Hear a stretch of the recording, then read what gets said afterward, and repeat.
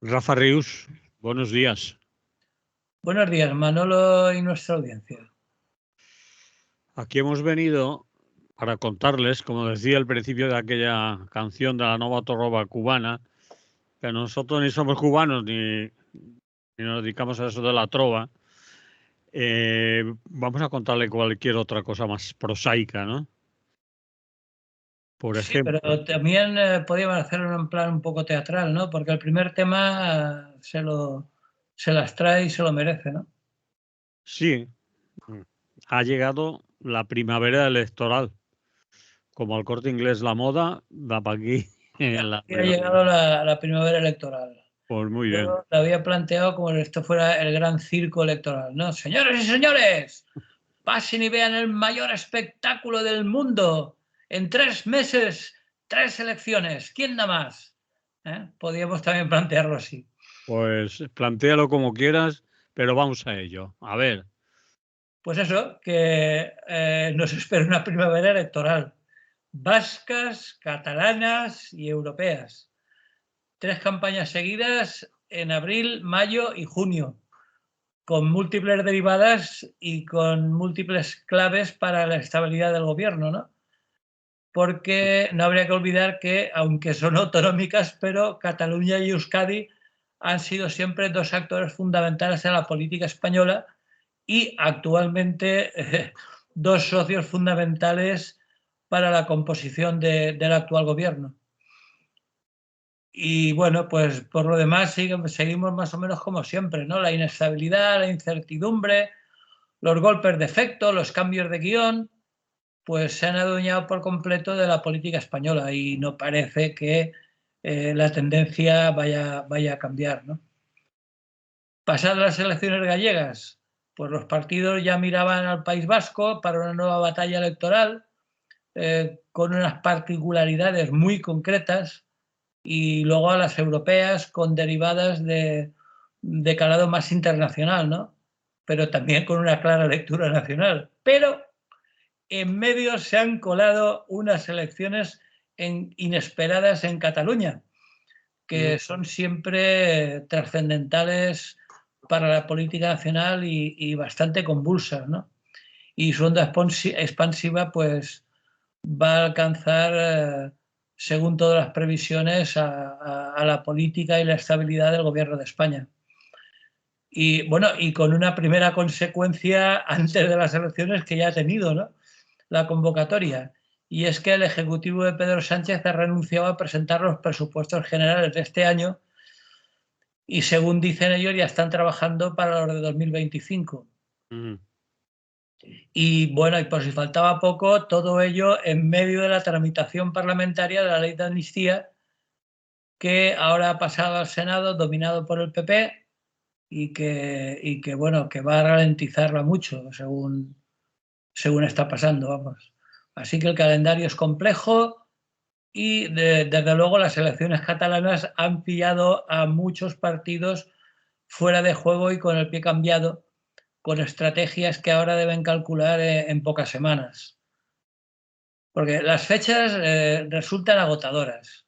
La primera de las campañas, la de las elecciones vascas, ya ha arrancado, arrancó el jueves 4 de abril y las urnas se pondrán en Euskadi el día 21 de este mes, o sea, son las primeras que tenemos. 4 días después, en la noche del 25 de abril, que por cierto, hago un pequeño inciso, el 25 de abril es también el día en que en el País Valencià se recuerda la batalla de Almansa, el mismo día que serán las elecciones en Euskadi. Y que, como sabemos, supuso la definitiva victoria de los Borbones sobre los Austrias y con ello la pérdida de los fueros para el País Valencià y Cataluña y la subida al trono del primero de los Borbones, que fue Felipe V. Y así hasta ahora en que disfrutamos del reinado del siguiente, el Felipe VI.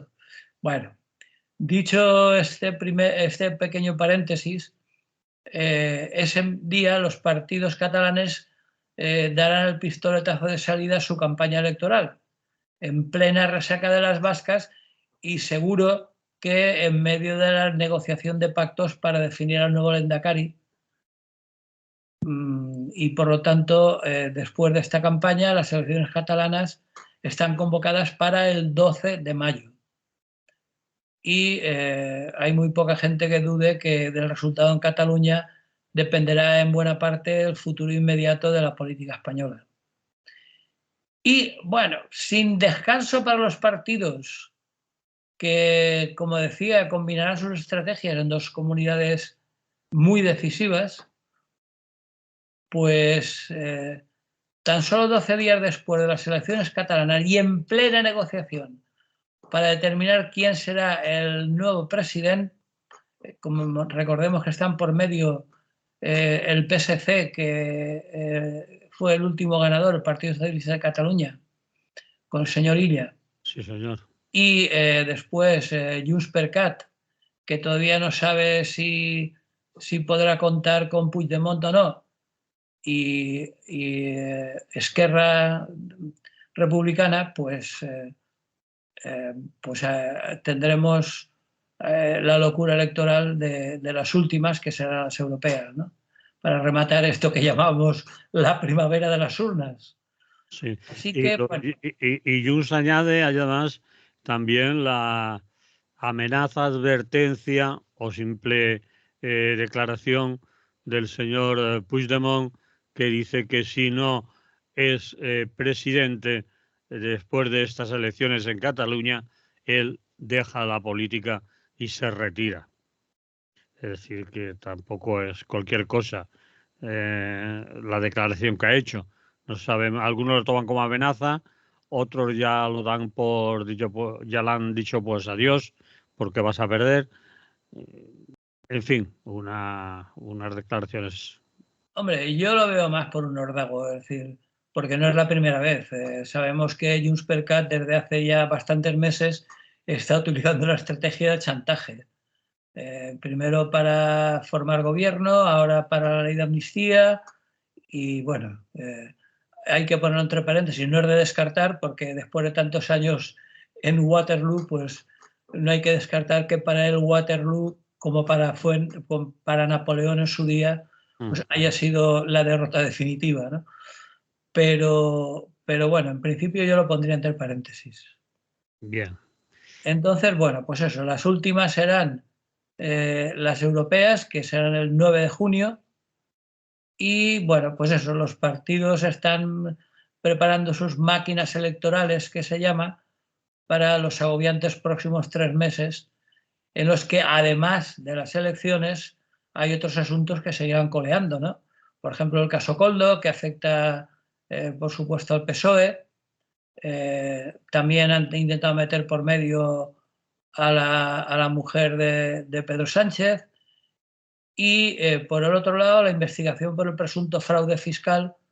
Lo del presunto hay que ponerlo siempre, pero parece ser que está bastante demostrado, de la pareja de la presidenta de la Comunidad de Madrid, nuestra muy querida Isabel Díaz Ayuso.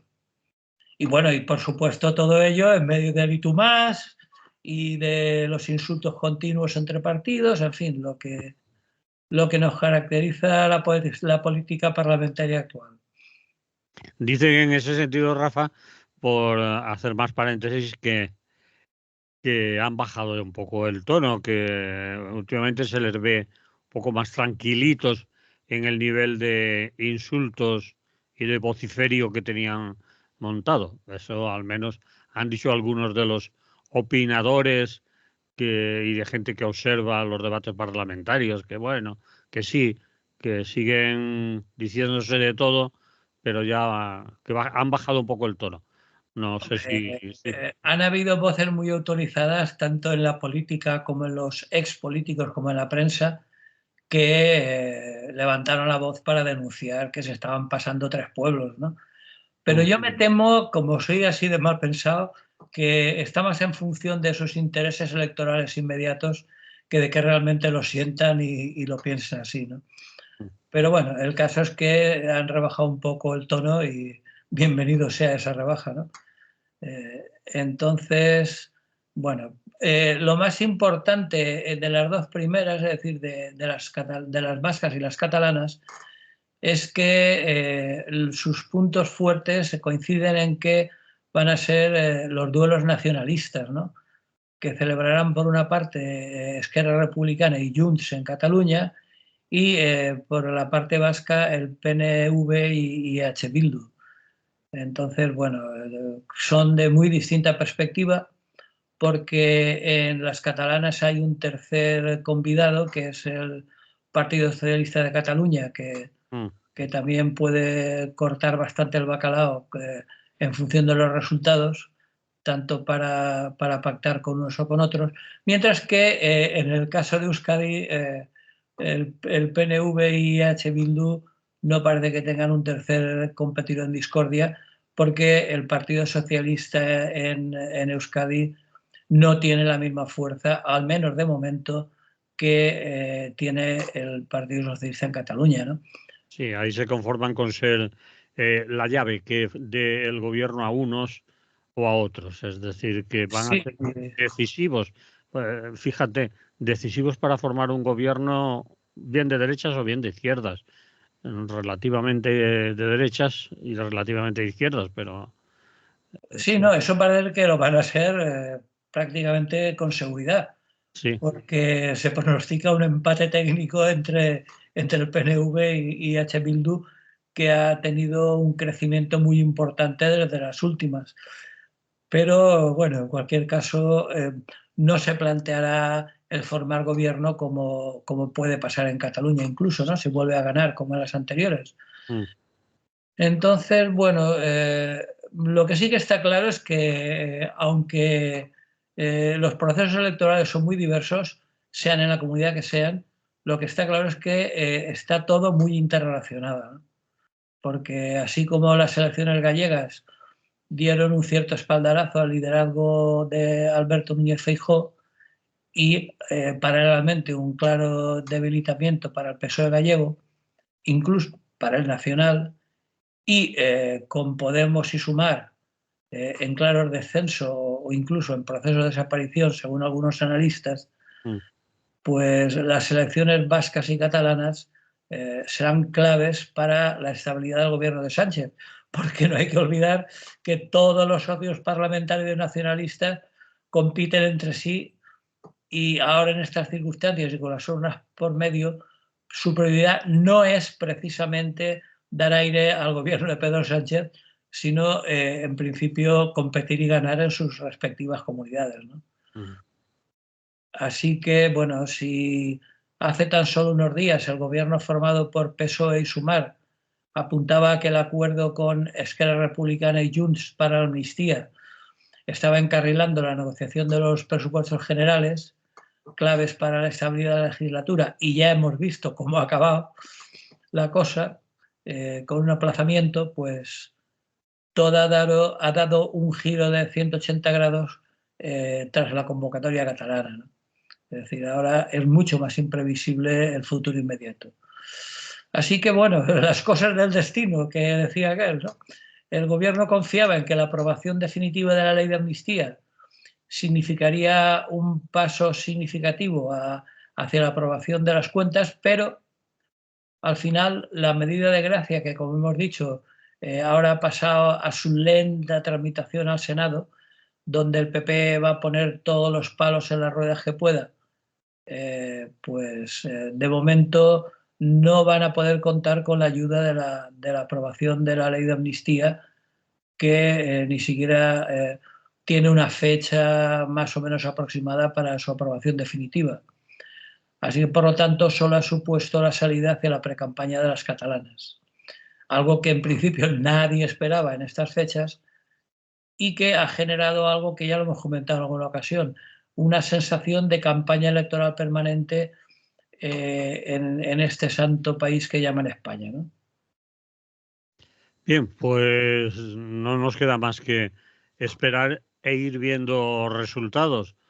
De momento, según los análisis, encuestas y la intuición que podamos tener, lo más grueso está claro, ¿no? Es decir, quizás queda ahí en las vascas, a ver si Bildu supera al PNV y el PNV, por primera vez en 40 años prácticamente, tiene que dejar de gobernar porque se Bueno, ve, perdona, te recuerdo que hubo un pequeño interregno del PSOE. bueno, pero fue en coalición, que ellos también estuvieron en el gobierno. Ganó el PSOE, o gobernó el PSOE, o tuvo la Lehendakaritza, que se llama así, o la Sí, presidencia. algo así. El PSOE, pero con el PNV de colaborador, ¿no? Creo recordar, ¿eh? Sí, sí, sí, sí. Bueno, pues así están las cosas y, como digo, lo más interesante son los duelos nacionalistas que van a producir tanto en Cataluña como en Euskadi, ¿no? Porque en Cataluña, como decía antes, la clave está en la fuerza que sumen los independentistas, porque si no cambian las cosas, la última victoria no fue para ninguna de esas dos formaciones, ni para Junts ni para Esquerra, sino para Salvador Illa Mm. en 2019, ¿no? Así que desaparecida una fuerza muy importante durante algunos años en Cataluña, como es el Ciudadanos de la señora Inés Arrimadas, que fue la ganadora en 2017, pues en ambos casos la suma de Junts y RC dio paso a un gobierno de coalición, pero ahora no están precisamente a partir un piñón, que se dice. Entonces no pasan sus relaciones por su mejor momento y habría que ver qué harían Esquerra Republicana y el PSC en caso de poder formar un gobierno alternativo al independentista.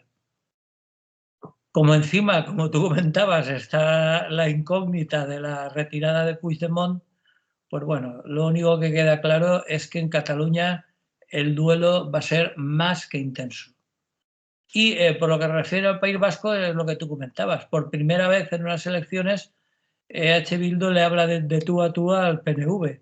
Mm. Y el promedio de encuestas, las más fiables, por ejemplo, las de Radio Televisión Española, pues plantea un escenario en que el PNV ganaría los comicios con 27 escaños y EH Bildu subiría hasta 26. Entonces, suponiendo que se dieran estos resultados, el que supone prácticamente un empate técnico, la campaña electoral será clave entre los indecisos de última hora para ver quién llega a Ajuria Enea, o sea, a la sede del gobierno vasco, porque también hay otro dato importante y es que ambos estrenan cabeza de lista. Por parte del PNV, perdón, que país que parle valencià, del PNV, se presenta Imanol Pradales y por parte de EH Bildu, otra retirada muy importante en la política española, el señor Otegi, pues se ha retirado y ahora va de cabeza de lista el señor Pello Ochandiano. Entonces, una vez retirado Otegi del escenario por propia voluntad, estos dos nuevos candidatos habrá que ver, porque cuando se presentan dos candidatos nuevos siempre hay una incertidumbre añadida, ¿no? Que no se sabe cómo van a responder, y por eso decía que las campañas electorales por una vez van a ser bastante importantes a la hora de decidir algo tan reñido, ¿no? Bueno, pues para acabar el carrusel electoral tenemos las elecciones europeas, que será la última cita del 9 de junio. Porque en España se ha votado las europeas pensando más en la política nacional que en la europea, a pesar de que, como sabemos por experiencia, la política europea marca muchas cuestiones que afectan al día a día de los ciudadanos, ¿no? Pero bueno, hay que tener en cuenta que eso que pasa en España pasa en más sitios, porque hay 8 países en la Unión Europea que nunca ha votado más de la mitad de la población, más de la mitad de los electores. O sea que eso quiere decir que no es un caso solo español, sino que el desinterés es bastante generalizado, ¿no? lo que seguro es que tendrán una alta abstención, previsiblemente más alta que las autonómicas y que las generales, ¿no? Pero bueno, se va a producir pues, cosas bastante raritas que ya se han producido en otras ocasiones, como el que una minoría de electores lance un mensaje votando a un partido al que habitualmente no vota por fastidiar. Y bueno, en las últimas se impuso el PSOE, en las últimas europeas. Pero en esta ocasión también PSOE y PP la van a leer en clave nacional y van a medir su fuerza en las europeas, ¿no? Después de la debacle socialista en Galicia y el triunfo del PP. Y por lo tanto apunta que igual no hay tanta abstención porque apunta que esto se va a parecer mucho a una especie de unas generales anticipadas, ¿no? Entonces, bueno, los periodos electorales son la normalidad en este país, ¿no?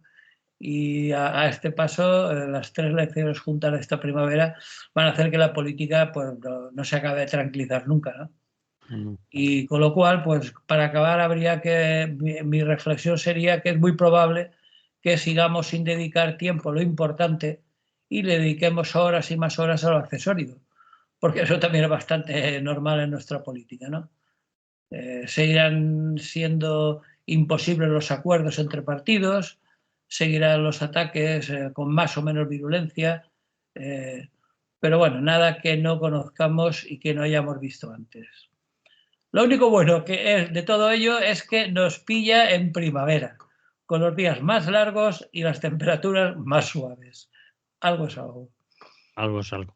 Bueno, echo de menos un poco comentar el futuro para, aunque sí que has dicho algo de ello, de tanto de Sumar como de Podemos tras estas elecciones, ¿no? No me quería poner trágico, pero bueno. Vale. El de Podemos yo creo que está bastante claro, es decir, su fracaso después de su giro de 180 grados en su forma de hacer política está más que previsto y su única coartada es que le vaya a venir bien al gobierno de Pedro Sánchez para tener algo a su izquierda que justifique su inclusión en las izquierdas, ¿no? Pero yo no le veo fuerza a Sumar y de hecho las gallegas con su lideresa que se supone que por ser gallega podía tener bastante predicamento en esa autonomía y hemos visto que no. Así en este caso estás hablando de Sumar. Sí, estoy hablando de Sumar. Vale. Y Podemos yo lo veo prácticamente en proceso de desaparición. De hecho, hay un ejemplo muy claro que, hombre, no me gustaría que lo siguiera, pero que todo apunta a ello, y es el de Ciudadanos. Ciudadanos que tuvo una importante representación en las últimas elecciones, bueno, estoy hablando de Cataluña y de las europeas, pues ahora ha desaparecido. Es decir, y a Sumar solo le quedan 2 opciones. Seguir resistiendo en plan saguntino o numantino o integrarse en el PSOE, como pasó hace ya tiempo con los diputados de Izquierda Unida que acabaron integrándose en el PSOE. Pero en fin, eso es una previsión, lo cual no quiere decir que es lo que me gustaría, ¿no? Para mí, por mí estaría muy bien que siguieran ambos, ¿no? Podemos, yo creo que está ya muy deteriorado porque supuso un soplo de aire fresco en la política española hace ya 10 años, pero en los actuales momentos está más que de capa caída. Y Sumar yo lo definiría como un experimento frustrado, con el intento de sumar a las izquierdas, porque lo que está claro es que las izquierdas en España, igualdad que sean las generales que las autonómicas, siguen estando divididas y así no van a ninguna parte. Bien, pues lo dejamos ahí, ¿te parece? Me parece. Nos quedan días aún para seguir dándole Sí, vuelta. sí, tendremos que volver sobre ello. Esto era una especie de, teniendo en cuenta que ya han empezado con el comienzo de la campaña vasca, pues lo decía por, en fin, por hacer una especie de aperitivo para ver cómo está el partido. Vale, pues vamos a escuchar un poco de música y volvemos enseguida, ¿vale? Molt bé.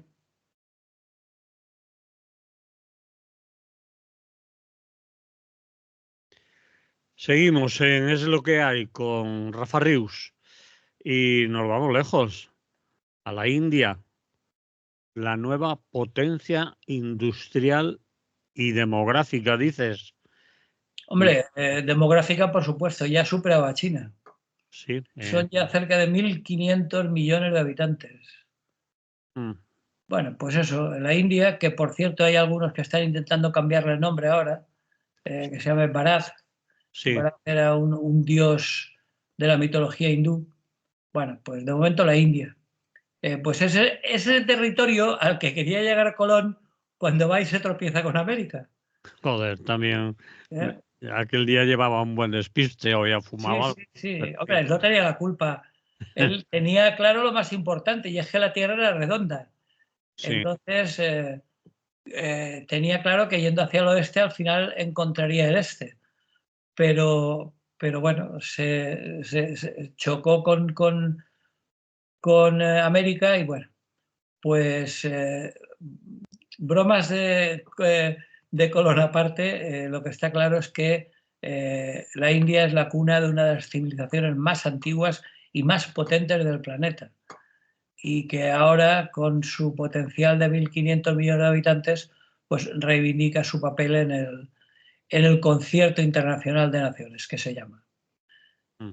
Entonces, bueno, en su calidad de gigante asiático, junto con China, la India disfruta de una baza geopolítica muy importante. Y esa baza geopolítica, curiosamente y paradójicamente, no es otra que el hecho de no ser China. Es decir, que en Occidente, sobre todo en Estados Unidos, que tantos problemas están teniendo con el creciente poderío chino, pues le viene bien tener un tercer actor en discordia que es la India.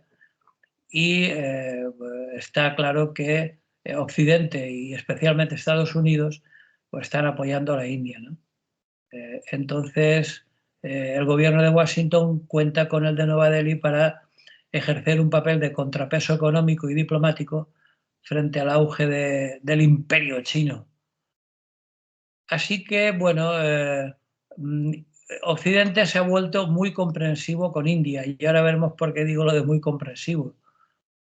Porque hay una anécdota y es que Estados Unidos y Europa llevaban mucho tiempo negándole el visado al actual presidente Narendra Modi por su responsabilidad en el programa antimusulmán de 2002. Desde su independencia del Imperio Británico, recordemos figuras como la de Gandhi, sí. que fue en 1947, curiosamente un año antes de Palestina, pues la antigua colonia británica quedó dividida entre un Pakistán musulmán al norte y un sur hindú. Pero en la actual India quedó una importante minoría musulmana, sobre todo representada por los sikhs, que son estos que han salido en tantas películas que no se cortan el pelo y lo llevan recogido en un turbante.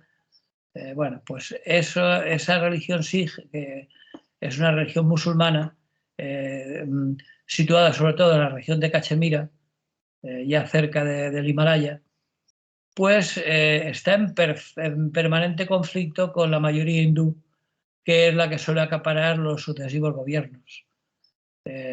Y como digo, le habían negado el visado porque Modi, que por entonces era el ministro jefe del Estado indio, contuvo y prohibió a la policía de que reprimiera a las turbas hindúes cuya violencia, que estaba basada en corrientes supremacistas, se abatió sobre la población musulmana y el episodio se saldó con la muerte de más de 2.000 personas pertenecientes a la comunidad sij y musulmana. Y bueno, y el desplazamiento forzado de bastantes miles de personas más. Con ello, Modi anunciaba la política que seguiría a lo largo de toda su carrera, es decir, la del nacionalismo, la del ultranacionalismo hindú, que es la que ahora continúa como presidente del gobierno indio, ¿no? Llegó a la jefatura en 2014 y centralizó el poder como nunca se había hecho hasta entonces. Tiene algunas anécdotas bastante reveladoras, ¿no? Por ejemplo, sacó a Darwin del currículo escolar, es decir, desapareció eso de la evolución, que eso eran cosas de ateos, y incluso llegó a hacer desaparecer de la India a las principales organizaciones no gubernamentales.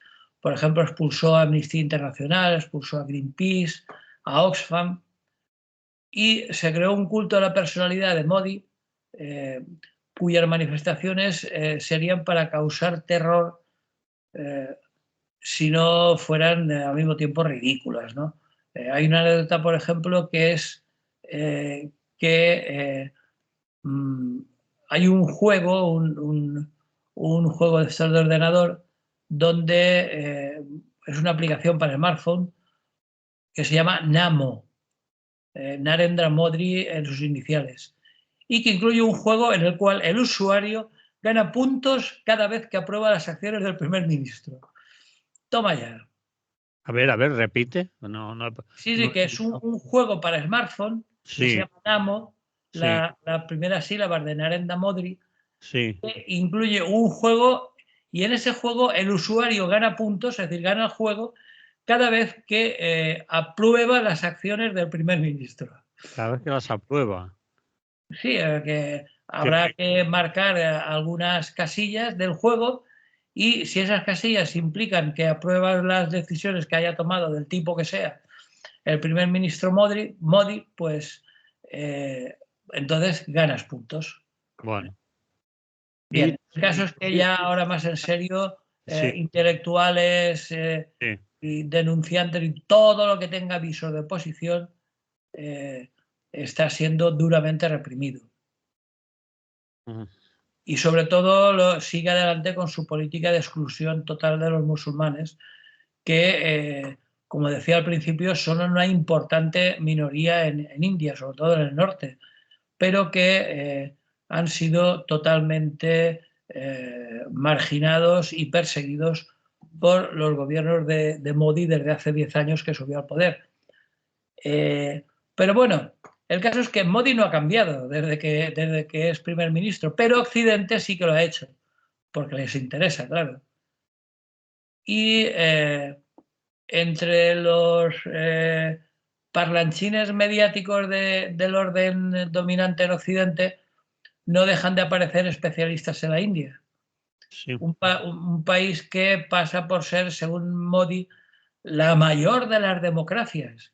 Evidentemente, porque allí teóricamente votan más personas que en ningún otro lugar. Son los más poblados, el país más poblado del mundo. Pero eso no quita que Modi sea un autócrata impresentable, incluso para cualquier democracia al uso en Occidente. Pero, como decía al principio, como la India no es China, pues qué más da. Occidente busca la compañía de lo que ayer era un paria, ¿no? ¿Y por qué dices como la India no es China 2 veces? ¿En qué sentido lo dices?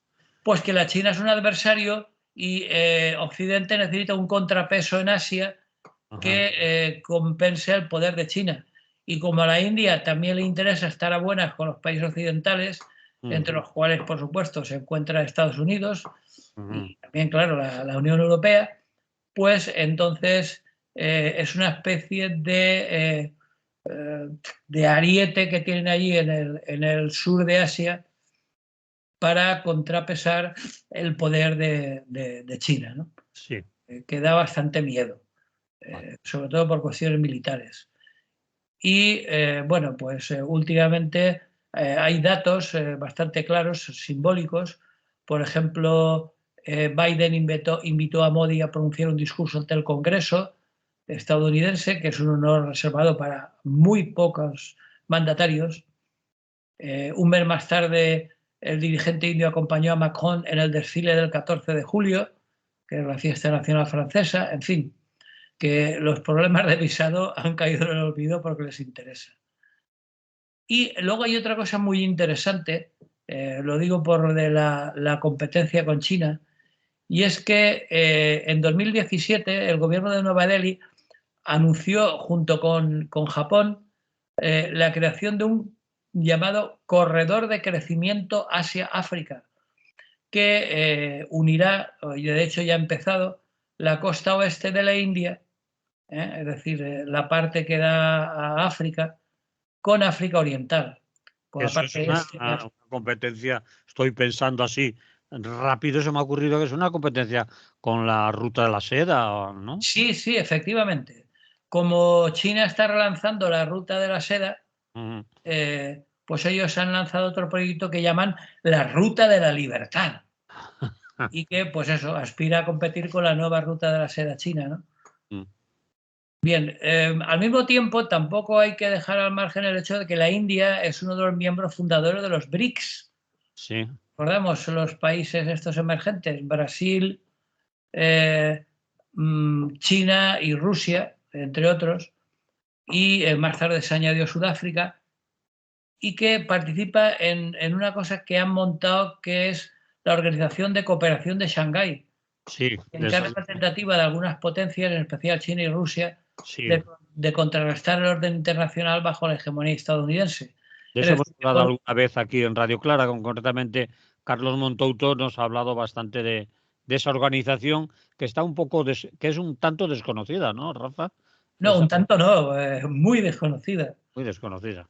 porque eso pertenece para mí a esa política que se juega bajo la mesa, que no suele llegar a los medios, Mm, pero que la estrategia de Modi, que será lo que será, pero de astuto tiene mucho, es por un lado montar su propio chiringuito con esta nueva ruta y por otro lado con lo de la cooperación, Organización de Cooperación de Shanghái, esta, no ponerse demasiado a malas con China, mm, porque también le interesa, porque está mucho más cerca y porque es una competencia próxima y muy importante, ¿no? ujú. Entonces, por un lado, se unen los dos para contrarrestar en el orden internacional la hegemonía estadounidense, pero por otro lado, se nota que tienen su política propia en función de sus propios intereses. Hay Sí, casos muy significativos. Por ejemplo, el gobierno de Nueva Delhi no solo se ha negado a condenar la invasión de Ucrania, sino que se ha permitido socavar el régimen de sanciones que la Unión Europea y Estados Unidos había impuesto a Rusia. Es mm, decir, por ejemplo, la India ha aprovechado la bajada del petróleo ruso derivada de las medidas tomadas por sus adversarios para comprarlo en abundancia. ¿Pero para qué? ¿Porque lo necesita todo? No. Ahora resulta que se dedica a revenderlo más caro. Entonces, sí, claro, como los países europeos y Occidente en general tienen prohibido por las sanciones a Putin comprar petróleo ruso, pues se lo compran a la India cuando en realidad es el petróleo ruso que han comprado previamente ellos mucho más barato y se quedan, por supuesto, con una sustanciosa comisión. muy bien. Entonces ahí está, digamos, la paradoja y el juego estratégico de Modi, ¿no? Por un lado, trata de rivalizar con China, pero a la vez favorece el surgimiento de una nueva relación de fuerzas entre el norte y el sur, o entre Oriente y Occidente. Hay una investigadora que está trabajando sobre el tema, que parece que es china, que es Joan Lin, que lo resume muy bien diciendo: Modi quiere vender la tarta y al mismo tiempo comérsela. Es decir, que lo tiene claro. En todo caso, por otra parte, otro dato importante es que hay una cuestión sobre la que el gobierno de Nueva Delhi no está dispuesto a transigir, que es su apoyo a Israel. Por ejemplo, en octubre del año pasado, la India se abstuvo en una votación en la Asamblea General de las Naciones Unidas para llamar a un alto el fuego humanitario en Gaza. Y un mes más tarde, durante una reunión de urgencia de los BRICS, la India fue el único país que se negó a condenar a Tel Aviv por sus atropellos en Gaza, que suponía una ruptura en una larga tradición de apoyo a la causa palestina. Bueno, pues le da igual. Le interesa más estar a buenas con Netanyahu, así que desde el establecimiento de relaciones diplomáticas entre la India e Israel, que no hace tantos años, es decir, es de la última década del siglo pasado, del 92, con el pretexto de la lucha común contra el terrorismo islámico, aquellos hablan de Hamas y estos hablan en general de los islámicos propios, de los musulmanes y sobre todo de los sikhs. Pues bueno, eso los ha llevado a unirse a una asociación estratégica entre Israel y la India. Entonces, bueno, como también les interesa, porque no olvidemos que en el trasfondo de la mayoría de decisiones políticas está la economía. Y en este sentido, la India se convirtió en el principal cliente de la industria armamentística israelí, que sabemos que es muy importante. Y esa alianza se ha reforzado aún más desde el 2014 con la elección de Narendra Modi, ¿no? Incluso envían a la policía india a Israel para formarse en técnicas de lucha contra el terrorismo.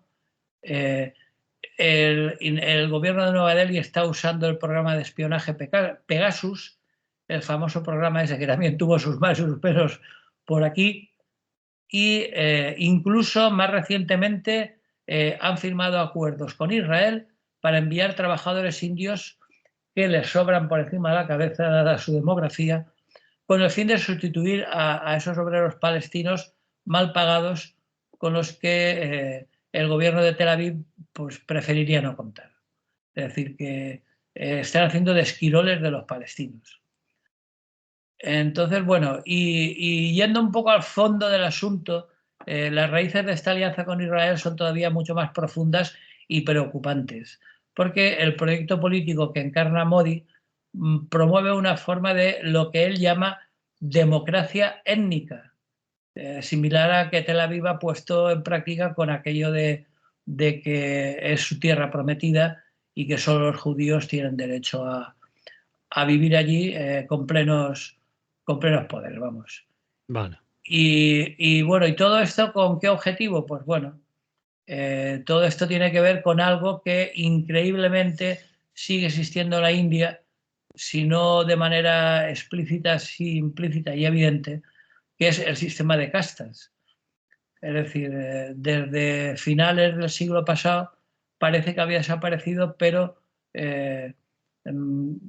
a partir de principios de este milenio, pues se ha vuelto a poner en marcha porque el movimiento nacionalista hindú de extrema derecha, pues como en tantos otros lugares del mundo, está avanzando de manera clara. Y bueno, y así hasta ahora, entre la indiferencia de Occidente, ¿no? Es decir, que algo que hasta ese momento podía resultar preocupante y por lo menos prestar atención, como a Occidente le interesa por diferentes motivos las buenas relaciones con un gobierno tan autocrático como el de Modi, pues ahora parece ser que no tienen en cuenta el que en la práctica es un gobierno de extrema derecha como puedan serlo en otros lugares, ¿no? Y lo que es peor, no solo de extrema derecha, que con todas las consecuencias habituales, ¿no? Negación del aborto, la eutanasia, proscripción de los derechos de la mujer, de los homosexuales, en fin, todo lo que conocemos, pero además aquí con la resurrección del sistema de castas y de un nacionalismo étnico absolutamente impresentable. Pero bueno, el caso es que no se sabe muy bien, pero ¿por qué? Pero los votantes han apoyado mayoritariamente al partido de Modi y en estos momentos no parece que vaya a descabalgarlo del poder así como así. Entonces, bueno, simplemente recordar que un país que tiene la gran virtud de pasar desapercibido en los grandes foros internacionales, pues recordar que está ahí, recordar que tiene la mayor potencia demográfica del mundo y que bueno sería que a partir de ahora le prestáramos un poco más de atención. Estoy de acuerdo, estoy de acuerdo. Estaba pensando que tenemos, bueno, lo digo por mí más que nada, un gran desconocimiento de ese país, de su política, de su forma de hacer. E incluso tú también en el título hablabas de potencia industrial y es cierto, tienen una capacidad y un desarrollo tecnológico importante que a veces aquí desconocemos y que yo me sorprendo a veces y me imagino que otra gente también de que sea made bueno, in India, ¿no? Sí, pues No, hombre, lo que pasa es que India siempre en Occidente se la ha visto de una forma bastante folclórica. sí, la vaca, las calles súper pobladas, un lugar turístico para hippies y poco más, ¿no? Sí, Es la tópico. gente viajaba para Sí, ir a ver algún gurú, a ver si los iluminaba. Incluso yo recuerdo ya hace muchos años, a finales de los 60, que grupos musicales tan importantes como los Beatles, llevados por George Harrison, se fueron hasta la India para santificarse y imbuirse de la religión hindú, ¿no? Es decir, que siempre ha habido mucho folclore y poco conocimiento real, como tú decías, de su economía, por ejemplo, donde tiene sobre todo el sector primario y el terciario.